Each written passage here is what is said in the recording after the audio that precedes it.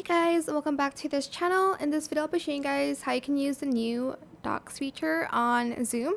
Go to more and select Docs. Select the Docs one, select Documents. Then I'm going to select this one. I already made it on my homepage, or you can add a new document here. And here is where you can basically type on your documents. So maybe math, biology, English, physics, history, I don't know. I'm just typing random stuff. You can also edit together, comment on each other, and try Spotlight. Press OK.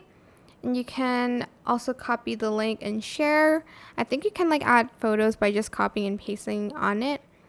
And you can add cover here and add an icon if you'd like to. But that's pretty much it. You can share it here. And that's how you can use documents on Zoom.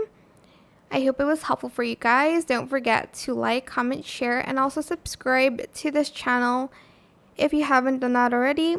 If you have any more questions about this video, just leave it in the comment section down below. I will try my best to answer them all for you guys. And if you found this video helpful, please click the thanks button as well. That is it for this video. Thank you so much for watching. Bye!